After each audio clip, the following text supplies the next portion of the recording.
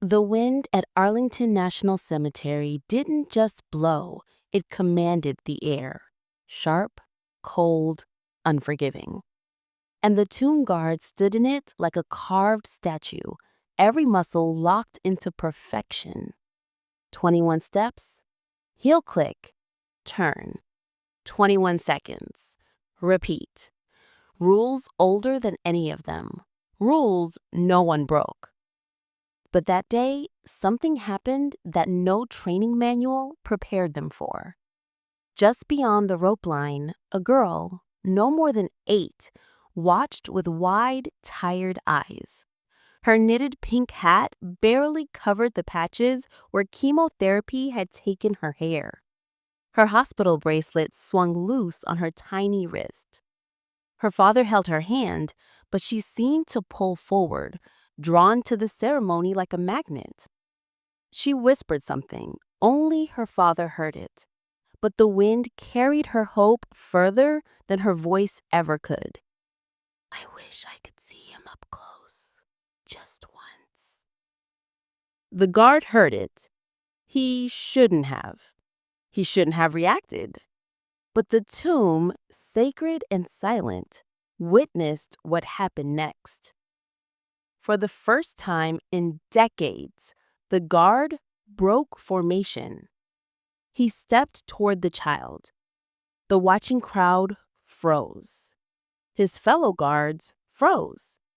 Even time seemed to freeze. He wasn't supposed to stop. He wasn't supposed to speak. He wasn't supposed to break the unbreakable ritual. Yet, he did. Because sometimes rules bend for the brave.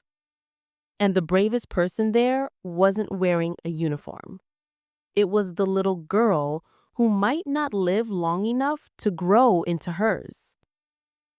Every eye at the tomb of the unknown soldier locked onto the guard as he took that forbidden step. His polished shoes touched the marble just inches outside his regulated path. A murmur rippled through the crowd, part confusion, part disbelief.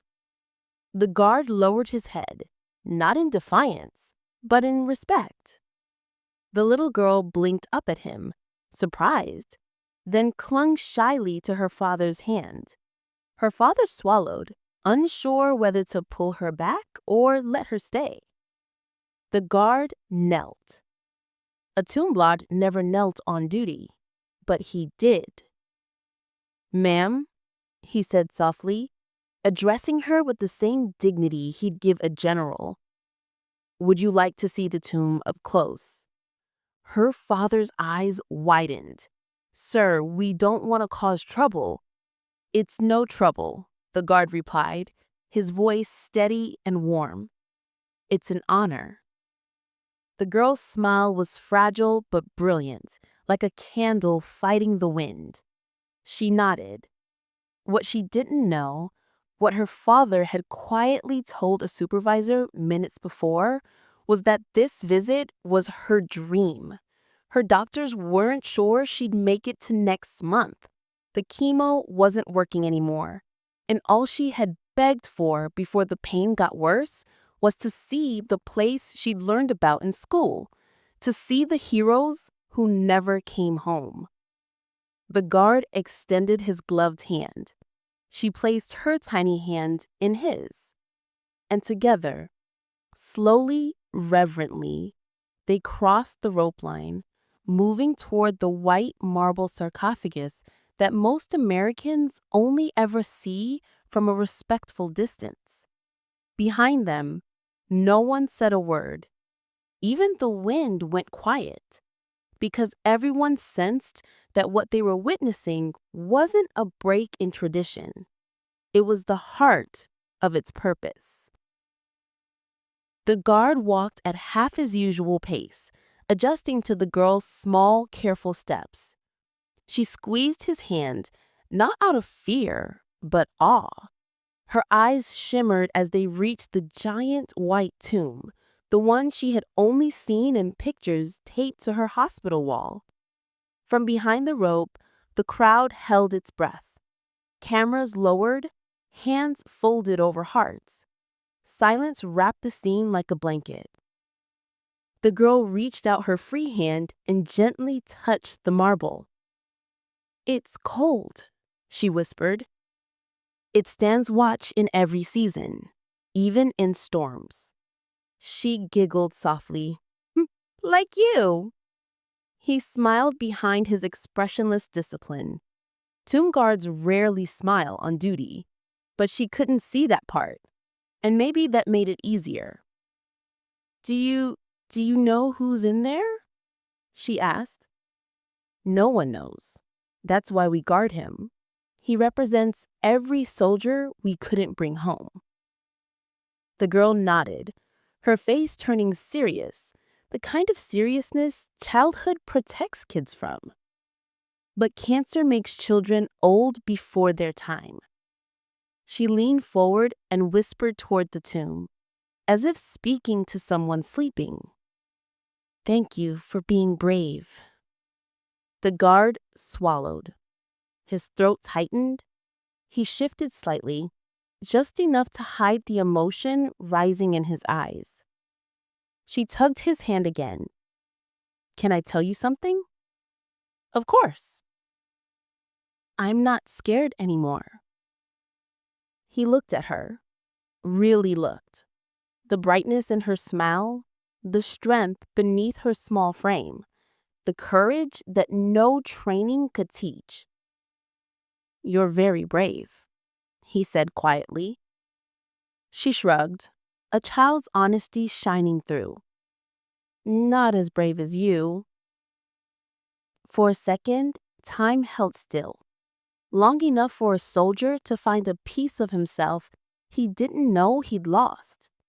Then, from behind them, a quiet voice called, "Mom, Mom, look." Her mother had appeared near the rope line, hands over her mouth, tears cutting warm paths across her cheeks.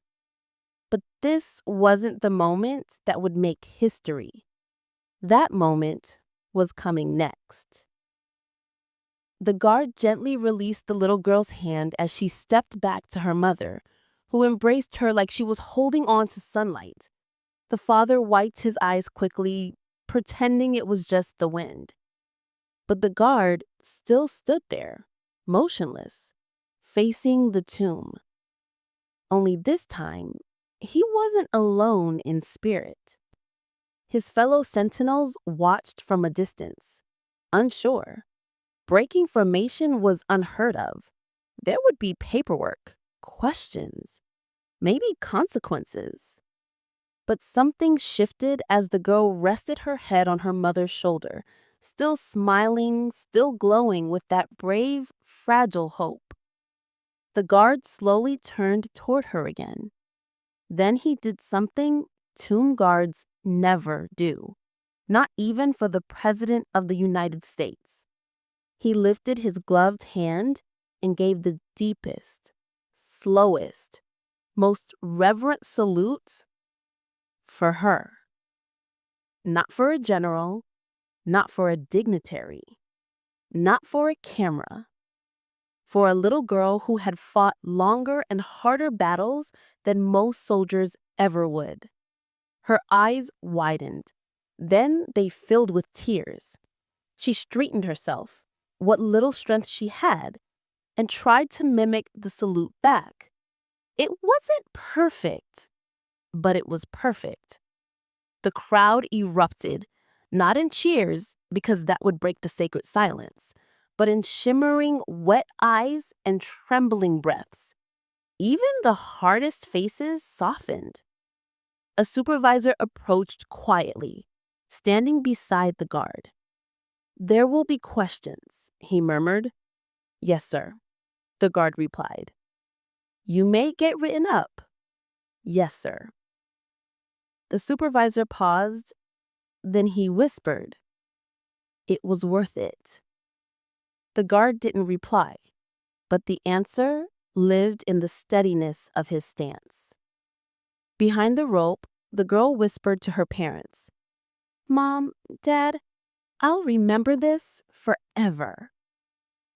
They hugged her tighter, knowing forever meant something different now, something shorter, something sacred.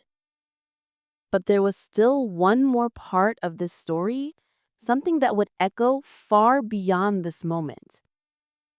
2 weeks later, a letter arrived at the tomb guard quarters.